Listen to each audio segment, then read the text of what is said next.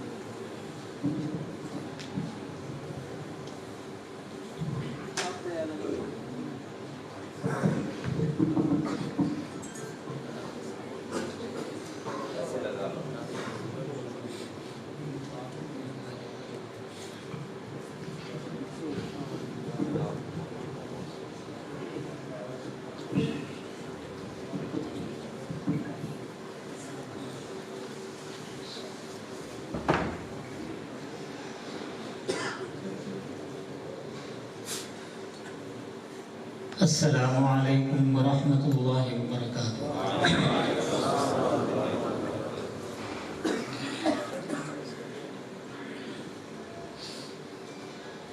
الحمد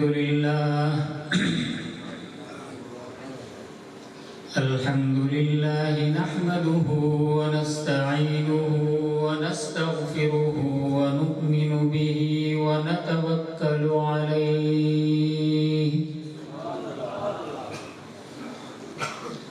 ونعوذ باللہ من شرور انفسنا ومن سیئات اعمالنا،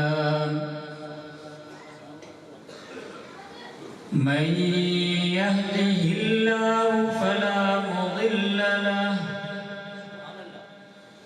ومن يضلله فلا هادي له، ونشهد أن لا إله إلا الله وحده لا شريك له،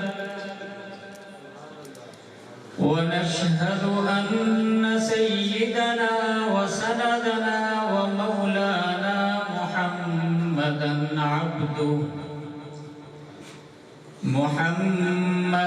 عبده ورسوله۔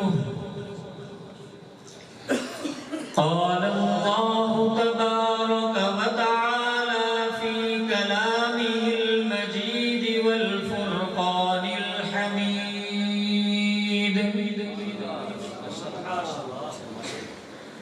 وقضى ربك ألا تعبدوا إلا إياه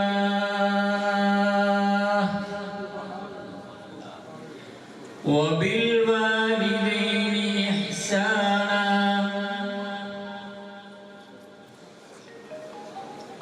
وقال رسول الله صلى الله عليه وسلم: رضا الرب في رضا الوالد،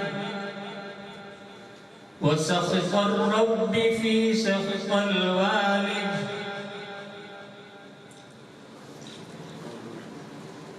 أو كما قال صلى الله عليه وسلم۔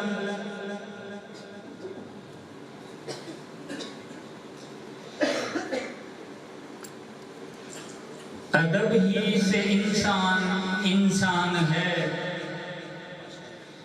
ادب ہی سے انسان ہے، ادب جو نہ سیکھے وہ حیوان ہے۔ میرے محترم معزز علماء کرام اور تمام میرے موجود حاضرین مجلس اور گھروں میں موجود ہماری مائیں بہنیں، جیسا کہ آپ کو اور ہم سب کو معلوم ہے کہ آج کے اس جلسے کا عنوان آج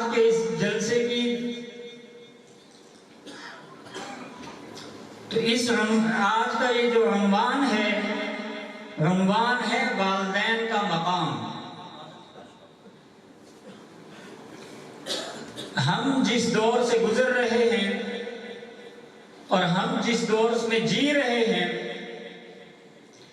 یہ وہ دور ہے کہ ہر طرف فتنہ ہی فتنہ ہے۔ کہیں مال کا فتنہ ہے، کہیں جاہ کا فتنہ ہے، کہیں شہرت کا فتنہ ہے، کہیں اولاد کی نافرمانیوں کا فتنہ ہے۔ تو فتنوں کی آج شکلیں بدل چکی ہیں۔ تو بتانے کی ضرورت یہ ہے کہ والدین کا مقام ہوتا کیا ہے۔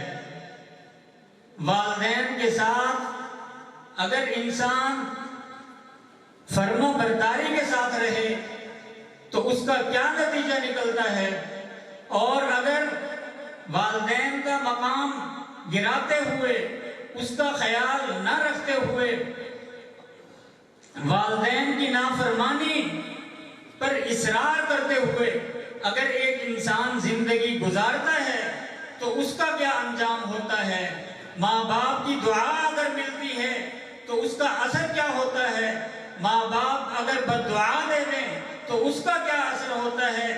اس دور میں یہ سب جاننے کی ضرورت ہے۔ جیسا کہ ہم آج کی معاشرتی صورتحال جب دیکھتے ہیں تو اولاد کی نافرمانیاں عام ہو چکی ہیں۔ گھر گھر اولاد کی نافرمانی کا شور ہے، اور وہ تمام علامات، وہ اکثر باتیں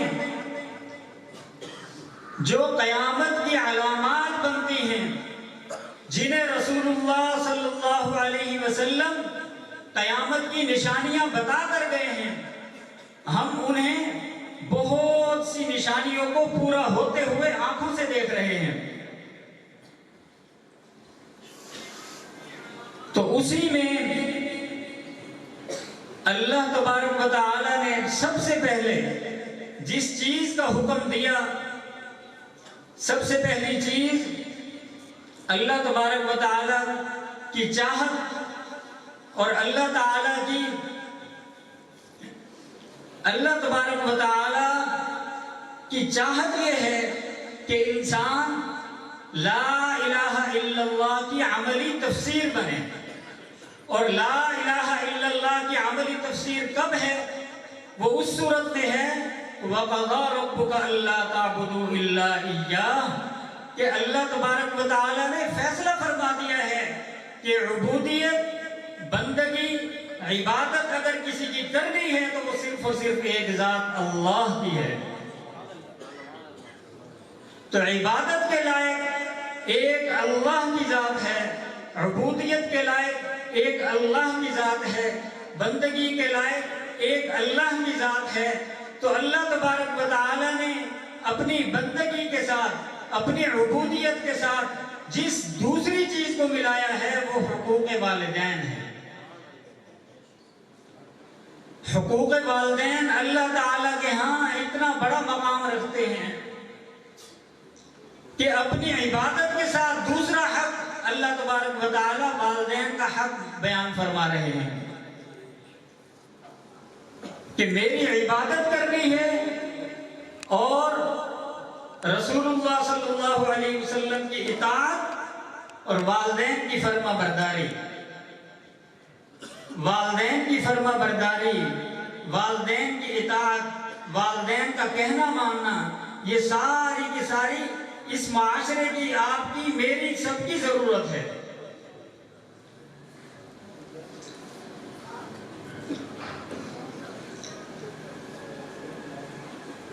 ایک بار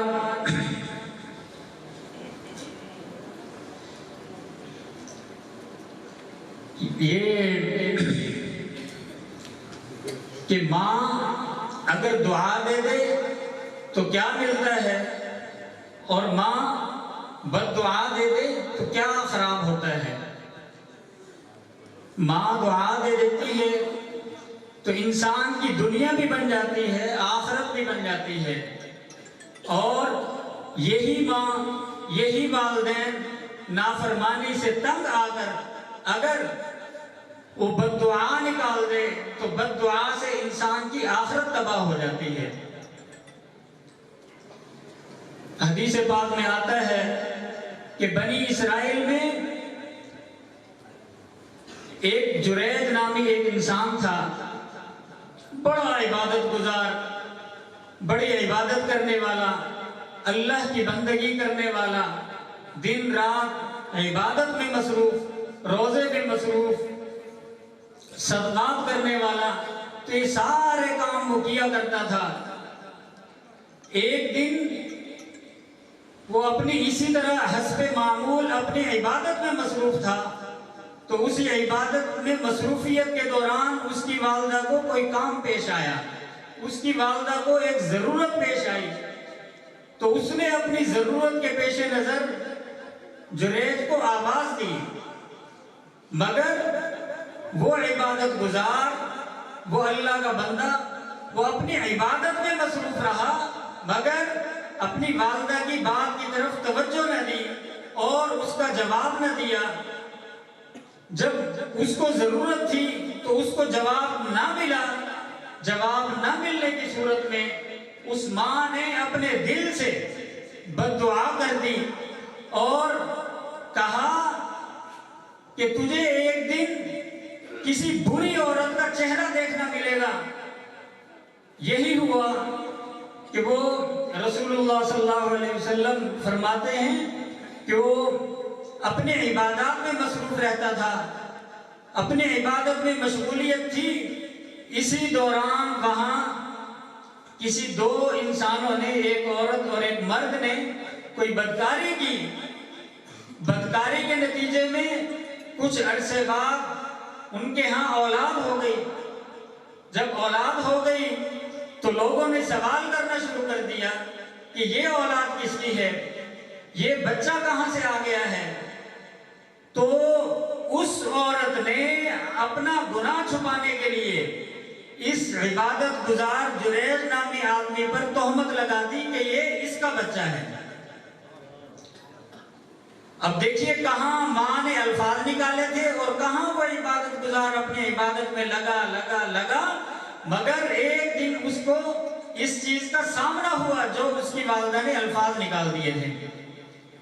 اب کیا ہوا کہ لوگوں نے اس کی جھونپڑی بھی جلا دی، اس کو مارا پیٹا اور اس کے ساتھ ظلم و تشدد کا سلسلہ کیا۔ جب یہ سارا ہوا تو اس سے پوچھا گیا کہ کیا آپ اپنی صفائی میں کچھ کہنا چاہیں گے؟ کیا تم اپنی صفائی دو گے؟ تو اس نے کہا کہ میرے پاس تو کوئی گواہ نہیں، میں کس طرح اپنی پاک دامنی ثابت کروں؟ تو اس وقت اس اللہ کے بندے نے اس وقت اللہ سے دعا کی۔ تھا تو سچا، عبادت میں بھی سچا تھا، تو اس نے اللہ سے دعا کی، دل ہی دل میں اللہ سے مانگا کہ اے اللہ میں تو پاک دامن ہوں، اس نے یہ کیا حرکت کی ہے، کیا میرے اوپر تہمت لگائی ہے، تو آپ میری اس تہمت کو ختم فرمائیں اور میری پاک دامنی کسی طرح صاف کریں۔ اے اللہ جس طرح تو نے یوسف علیہ السلام کے لیے گواہ پیدا کر دیا تھا، یا اللہ جیسے حضرت عیسیٰ علیہ السلام نے اپنی والدہ کی پاک دامنی کی گواہی دی، اے اللہ میری پاک دامنی کے لیے بھی کوئی گواہ پیدا فرما دے۔ تو اب کیا ہوتا ہے کہ اس نے صدق کے دل سے اللہ سے مانگا، جب اس نے سچے دل سے اللہ سے یہ چیز مانگی تو وہی بچہ جو اس عورت کی گود میں تھا وہی بچہ بول پڑا، اور اس نے اس زانی کا نام لے دیا کہ میں اس کا نہیں بلکہ میں تو فلاں دھوبی کا بیٹا ہوں۔ تو میرے بھائی دوستو بزرگوں، یہاں جو اصل نقطہ ہے وہ اس چیز کو بیان کرنا ہے کہ ایک عبادت گزار تھا، نمازی تھا، پرہیزگار تھا، مگر اپنی ماں کا صرف ایک کہنا نہ مانا۔ اس ایک کہنا نہ ماننے کی صورت میں ماں کی زبان سے جو بد دعا نکلی تو دیکھیں کہ اس عبادت گزار کے ساتھ کس طرح وہ معاملہ پیش آیا۔ تو اللہ تبارک و تعالی ہم سب کو اپنے ماں باپ کا فرما بردار بنائے، ان کی ہر بات ماننے والا بنائے۔ ایک حدیث میں آتا ہے کہ رسول اللہ صلی اللہ علیہ وسلم فرماتے ہیں کہ کاش میری والدہ حیات ہوتی، میری والدہ زندہ ہوتی اور میں عشاء کی نماز پڑھ رہا ہوتا اور میری والدہ اپنی ضرورت کے لیے مجھے بلاتی تو میں نماز توڑ کر ان کا حکم پورا کرنے چلا جاتا۔ تو میرے بھائیوں، دوستوں، بزرگوں، ماں کا مقام، باپ کا مقام، والدین کا مقام، نعرہ تکبیر، شان رسالت، شان صحابہ، شان والدین۔ جاگ رہے ہو یا سو رہے ہو؟ آپ کے لیے لنگر پانی کا انتظام بھی ہے، اس وقت تک آپ کو بھوک لگ جائے گی انشاءاللہ ہے جی۔ آپ کے لیے خوراک کا انتظام بھی ہے، وہ کھا کے جانی ہے، بھاگنا نہیں ہے۔ تو یہ بات تھی کہ والدین کی دعا اور والدین کی بد دعا دونوں تیزی سے اثر کرتی ہیں۔ یہ تو والدہ کی بد دعا کا اثر ہے۔ دوسری طرف ہم دیکھتے ہیں کہ ایک دفعہ حضرت موسیٰ علیہ السلام نے، آپ اور میں سب جانتے ہیں کہ حضرت موسیٰ علیہ السلام کلیم اللہ تھے، وہ اللہ سے باتیں کیا کرتے تھے۔ تو ایک دن حضرت موسیٰ علیہ السلام نے اللہ سے التجا کی کہ اے اللہ، اے باری تعالی، میں یہ جاننا چاہتا ہوں کہ یہ زندگی تو گزر رہی ہے، میں جاننا یہ چاہتا ہوں کہ جنت میں میرا ساتھی کون ہوگا، جنت میں میرا ساتھی کون ہوگا۔ تو اللہ تعالیٰ کی طرف سے حضرت موسیٰ علیہ السلام کو جواب دیا گیا کہ اے موسیٰ، اے میرے اولو العزم پیغمبر، اے لاڈلے رسول، تیرا جنت کا ساتھی فلاں قصائی ہوگا۔ اس کی جگہ بتائی گئی، اس کا مقام بتایا گیا۔ تو حضرت موسیٰ علیہ السلام اس کو تلاش کرتے ہوئے پہنچے، اس کی دکان پر پہنچے اور دیکھا کہ وہ اپنے کام میں مصروف ہے۔ جب وہ اپنے کام سے فارغ ہوا تو اس نے تھوڑا سا گوشت لیا، تھیلی میں ڈالا اور اپنے گھر کی تیاری کرنے لگا۔ دکان بند کی، گھر جب جانے لگا تو حضرت موسیٰ علیہ السلام نے فرمایا کہ اے اللہ کے بندے، میں آج کا دن تیرے ساتھ گزارنا چاہتا ہوں، تیرے ساتھ جانا چاہتا ہوں۔ تو وہ کہنے لگے ٹھیک ہے، آپ میرے ساتھ آئیں، میرے ساتھ چلیں۔ تو وہ تھوڑا سا گوشت لے کر اپنے گھر کو روانہ ہوئے۔ جب وہ گھر کو روانہ ہوتے ہیں تو موسیٰ علیہ السلام اور وہ قصائی یہ دونوں اس کے گھر پہنچتے ہیں۔ گھر پہنچنے کے بعد حضرت موسیٰ علیہ السلام اصل دیکھنا یہ چاہ رہے تھے، معلوم یہ کرنا چاہ رہے تھے کہ اللہ تبارک و تعالی نے اتنا بڑا مقام اس انسان کو کیسے دیا کہ جنت میں اللہ تبارک و تعالی نے ایک نبی کا ساتھی بنا دیا۔ تو اس وجہ کو جاننے کے لیے حضرت موسیٰ علیہ السلام تجسس میں پڑے اور اس وجہ کو تلاش کرنے کے لیے ان کے ساتھ ہوئے۔ جب وہ اپنے گھر گئے تو انہوں نے، حضرت موسیٰ علیہ السلام ایک طرف بیٹھ گئے اور اس آدمی نے وہ جو گوشت اپنے ساتھ لایا تھا اس کو کاٹا پیٹا، بنانے کے لیے، تیار کرنے کے لیے اس کا سالن تیار کیا۔ سالن تیار کرنے کے بعد روٹی بنائی، روٹی بنا کے حضرت موسیٰ علیہ السلام کیا دیکھتے ہیں کہ گھر میں ایک بڑھیا ہے، گھر میں ایک کمزور سی خاتون ہے۔ تو اب سالن روٹی تیار کر کے اس آدمی نے ان کو کھلانا شروع کیا۔ جب کھلانا شروع کیا، ایک لقمہ، دو لقمہ، کھانا کھلانے کے بعد جب یہ آدمی کھلانے سے فارغ ہوا تو فارغ ہونے کے بعد اس کی والدہ نے ہلکے سے ہونٹ ہلائے. جب ہونٹ ہلائے تو حضرت موسیٰ علیہ السلام کی نظر مسلسل ان کے اوپر تھی کہ آخر یہ کرتے کیا ہیں, اس کا عمل کیا ہے. تو حضرت موسیٰ علیہ السلام نے ان سے پوچھا کہ بھائی یہ کھانے کے بعد جو آپ کی والدہ نے یہ ہونٹ ہلائے ہیں کیا کہا؟ وہ کہنے لگے بس ماں ہے, میری والدہ ہے, ہمارے گھر میں ہم 2 ہی جی ہیں, میں جو محنت مزدوری کرتا ہوں, آتا ہوں, سالن وغیرہ بنایا اور ماں کی خدمت کرتا ہوں, تو ہر روز کا میرا یہ معمول ہے کہ اپنی والدہ کو اس طرح کھانا اپنے ہاتھ سے کھلاتا ہوں.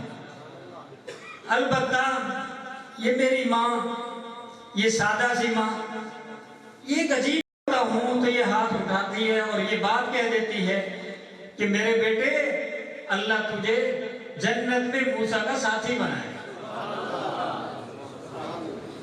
سبحان اللہ, سبحان اللہ. اب دیکھیے کہ ایک ماں کی دعا کا نتیجہ کیا نکلتا ہے کہ حضرت موسیٰ علیہ السلام جب پوچھتے ہیں کہ اے اللہ میرا جنت کا ساتھی بتا دیجئے, تو جب دکھایا, بتایا, اور اس کی جب آخری وجہ تلاش کی حضرت موسیٰ علیہ السلام نے, تو کیا نکلی؟ ماں کی دعا. تو میرے بھائیو دوستو بزرگوں, اصل ماں کی بد دعا بھی, اس سے بھی بچیں اور ماں کی دعائیں لینے والے بنیں. ماں کی دعائیں کیسے ملیں گی؟ جب ہم ان کی خدمت کریں گے. ماں کی دعائیں کیسے ملیں گی؟ جب ہم ان کا کہنا مانیں گے.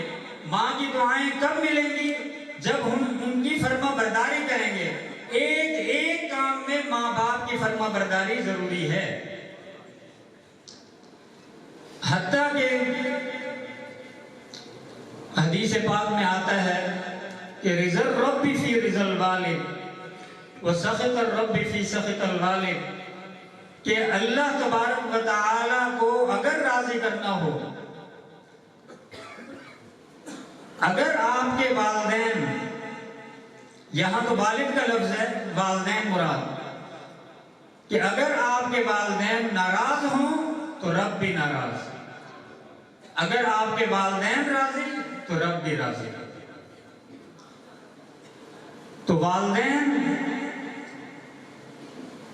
ایسے ہی نہیں, حضور اکرم صلی اللہ علیہ وسلم نے فرما دیا کہ الجنت تحت اقدام الامہات, کہ جنت جیسی اتنی عظیم اور بڑی نعمت اللہ تبارک و تعالیٰ نے ماں کے قدموں کے نیچے رکھ دی. تو جنت جیسی نعمت جب ماں کے قدموں کے نیچے ہے تو اس ماں کا انسان احترام نہ کرے, اس ماں کی انسان بات نہ مانے, اس ماں کی انسان نافرمانیاں کرتا پھرے, تو بتائیے کہ جا کہاں رہے ہیں؟ آج کے جو نوجوان بوڑھے, وہ حضرات کے جن کے والدین موجود ہیں, ان کی خدمت کر کے انسان اپنی جنت پکی کر سکتا ہے. ورنہ دوسری صورت بھی یہی ہے کہ انسان ان کی نافرمانیاں کرے, ان کا کہا نہ مانے, ان کا دل توڑے, دل توڑ کر اتنا دل دکھا دے کہ انسان اپنی دنیا کے ساتھ ساتھ آخرت بھی برباد کر بیٹھے. اعاذنا اللہ منہ. تو میرے بھائیو دوستو بزرگوں, والدین کا مقام اللہ کے ہاں بہت اونچا ہے, بہت بڑا ہے. ایک صحابی ہیں, جب اسلام شروع میں دعوت اسلام شروع ہوئی تو جو کلمہ پڑھتا تھا مسلمان ہو جاتا تھا. تو ایک صحابی ہیں, انہوں نے جب کلمہ پڑھا, کلمہ پڑھ کر ہلکا بگوش اسلام ہو گئے, اسلام میں داخل ہو گئے, تو ان کی والدہ کے وہ بہت زیادہ لاڈلے تھے, بہت زیادہ لاڈلے. اچھا, یہ والدہ کے لاڈلے تھے اور ماں ان کی لاڈلی تھی. اب دونوں طرف سے لاڈ, پیار, محبت, چاؤ, یہ ساری چیزیں. اب ماں نے دوسری طرف قسم کھا لی کہ بیٹے جب تک تو واپس اپنے باپ دادا کے دین پر نہیں آ جاتا، کفر پر نہیں آ جاتا، میں کھانا پینا بند کر دیا میں ایک لقمہ بھی نہیں کھاؤں گی۔ اب وہ صحابی پریشان ہوئے، ایک دن گزرا، 2 دن گزرے، دن پر دن گزرتے جا رہے ہیں، مگر ماں ہے کہ اپنے کہے پر ڈٹ گئی ہے کہ جب تک آپ اسلام چھوڑ کر دوبارہ واپس کفر پہ نہیں آ جاتے تو تب تک میں کچھ نہیں کھاؤں پیوں گی۔ تو صحابی اس صورتحال سے پریشان ہوئے اور رسول اللہ صلی اللہ علیہ وسلم کی خدمت میں حاضر ہوئے کہ یا رسول اللہ، یہ صورتحال بن گئی ہے کہ ماں مجھے بہت پیاری ہے۔ اب اتنے میں اللہ تبارک و تعالیٰ نے وحی نازل فرما دی، وَإِن جَاهَدَاكَ عَلَىٰ أَن تُشْرِكَ بِي مَا لَيْسَ لَكَ بِهِ عِلْمٌ فَلَا تُطِعْهُمَا۔ تو رسول اللہ صلی اللہ علیہ وسلم نے انہیں یہ وحی سنائی کہ آپ نے ماں باپ کی ہر بات ماننی ہے، ان کا ہر کہا پورا کرنا ہے، لیکن لا طاعۃ لمخلوق فی معصیۃ الخالق، اگر وہ تجھے اللہ کے ساتھ شرک ٹھہرانے پر اصرار کریں اور یہ کہیں کہ دوبارہ سے کفر اختیار کر لے تو یہاں ان کی فرما برداری جائز نہیں ہے۔ جب انہوں نے، ان صحابی نے یہ جملہ سنا، یہ آیت سنی، تو پھر بھاگے ہوئے اپنی ماں کے پاس گئے۔ وجہ یہ تھی کہ جو صحابی کلمہ پڑھ لیتے تھے تو وہ اپنی گردن تو کٹا سکتے تھے، مگر دوبارہ کفر میں واپس جانا انہیں گوارا نہیں تھا۔ تو بھاگے اپنی والدہ کے پاس گئے اور جا کر کہا کہ امی آپ بہت مجھے عزیز ہیں، آپ کی بہت مجھے چاہت ہے، مگر یہ کلمہ لا الہ الا اللہ محمد الرسول اللہ یہ مجھ سے اس سے بھی زیادہ عزیز ہے، تو میں آپ کی ہر بات ماننے کو تیار ہوں، ہر کام کرنے کو تیار ہوں، مگر اللہ کے ساتھ شرک ٹھہرا کر اور کفر میں جانا دوبارہ تو یہ نہیں۔ اب انہوں نے الفاظ اصل میں یہ کہے تھے کہ اگر آپ تو ایک ماں ہیں، اس کلمے پر میں ایسی 1000 مائیں قربان کرنے کو تیار ہوں۔ تو میرے بھائیو، دوستو، بزرگوں، ماں باپ کا مقام بہت اونچا ہے، ان کی دعا سے، ان کی دعائیں لیں اور ان کی بد دعاؤں سے بچیں۔ رضا الرب فی رضا الوالد، کہ جب اللہ کی رضا والد کی رضا میں ہے، اللہ کی ناراضگی والد کی ناراضگی میں ہے، تو آج ہمارا معاشرہ کس قدر ان والدین کی بے اکرامی کرتا ہے، بے احترامی کرتا ہے، ان کی نافرمانیاں کرتا ہے اور اس پر خوب ڈٹا ہوا ہے۔ اللہ تبارک و تعالی ہم سب کو ماں باپ کا مقام سمجھنے کی اور ان کی فرما برداری کی توفیق عطا فرمائے۔ تو میرے بھائیو، دوستو، بزرگوں، رسول اللہ صلی اللہ علیہ وسلم کی ایک بار مجلس لگی ہوئی تھی، اس مجلس میں صحابہ بھی بیٹھے تھے، تو اسی دوران ایک نوجوان آیا۔ وہ نوجوان آ کر کہنے لگا کہ اے اللہ کے رسول، میں کماتا ہوں، محنت کرتا ہوں، سارا کچھ کرتا ہوں، مگر میرے والد میری اجازت کے بغیر میرا مال خرچ کرتے ہیں، مجھ سے پوچھتے نہیں اور میرا مال استعمال کر لیتے ہیں۔ تو یا رسول اللہ صلی اللہ علیہ وسلم، آپ میرے والد محترم کو سمجھائیے۔ تو رسول اللہ صلی اللہ علیہ وسلم نے ایک صحابی کو بھیجا کہ جاؤ ان کے والد کو بلا کے لاؤ۔ وہ جب گئے اور انہوں نے جا کر ان کے گھر ان کے والد کو یہ صورتحال بتائی کہ آپ کو رسول اللہ صلی اللہ علیہ وسلم نے طلب فرمایا ہے۔ انہوں نے پوچھا کہ خیریت، کیا بات؟ تو وہ کہنے لگے کہ آپ کا بیٹا آیا تھا اور اس نے یہ بات کہی ہے کہ میرے والد میرے مال میں بغیر اجازت کے تصرف کرتے ہیں، بغیر اجازت کے میرا مال استعمال کرتے ہیں۔ اب جب یہ بات انہوں نے سنی تو والد کا دل دکھا،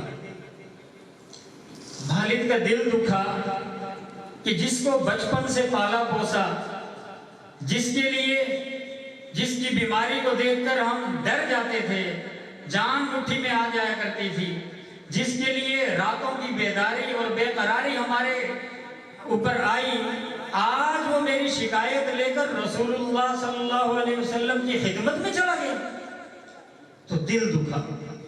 اس دکھے دل کے ساتھ انہوں نے چند اشعار کہے۔ تو عرب کہتے ہی اس انسان کو ہیں جو فصیح و بلیغ ہو، فصاحت و بلاغت ان کی گھٹی میں تھی، شاعری اور خطابت یہ تو ان کے لیے کوئی بڑا مسئلہ نہ تھا۔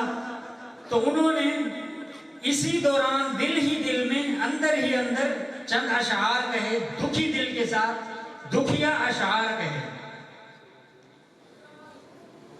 اب وہ چل پڑے، چلے اور رسول اللہ صلی اللہ علیہ وسلم کی خدمت میں۔ اب ابھی یہ پہنچے نہ تھے رسول اللہ صلی اللہ علیہ وسلم کی خدمت میں، ابھی یہ پہنچے نہ تھے کہ ان کے پہنچنے سے پہلے جبریل پہنچ گئے۔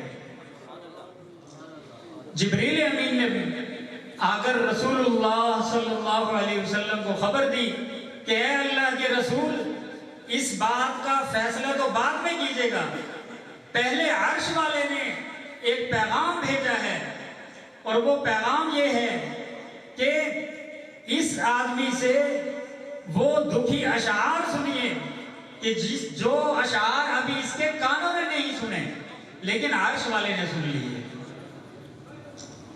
تمام حضرات تشریف رکھیں، انشاءاللہ صدیقی صاحب چند منٹ کے بعد آپ حضرات سے خطاب فرمانے والے ہیں۔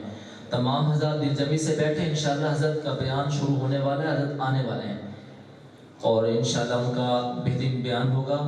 آپ سب حضرات تشریف رکھیں، مجھے لگتا ہے کہ وہ آ چکے ہیں، اللہ تعالیٰ آسانی فرمائے۔ ٹھیک ہے، اللہ تبارک و تعالی حضرت کو خیریت سے لائے۔ تو وہ صحابی جب رسول اللہ صلی اللہ علیہ وسلم کی خدمت میں پہنچے تو ادھر جبریل امین آ چکے تھے۔ تو اب رسول اللہ صلی اللہ علیہ وسلم نے فرمایا کہ بھائی آپ کا مقدمہ تو بعد میں، پہلے یہ بتائیں کہ جو عرش والے نے تیری بات سن لی ہے، تیرے دکھی اشعار سن لیے ہیں، وہ اشعار ہمیں بھی سناؤ۔ تو پھر انہوں نے وہ اشعار سنائے، تھوڑا وہ میں بھی آپ کو سنا دیتا ہوں۔ وہ کہنے لگے کہ یا رسول اللہ صلی اللہ علیہ وسلم، ہم جب بھی آپ کی خدمت میں آتے ہیں، اللہ پر ایمان ہے، آپ پر بھی ایمان ہے، جب بھی ہم آتے ہیں تو کوئی نہ کوئی بات ایسی بن جاتی ہے کہ جس سے ہمارے ایمان و یقین میں اضافہ ہو جاتا ہے۔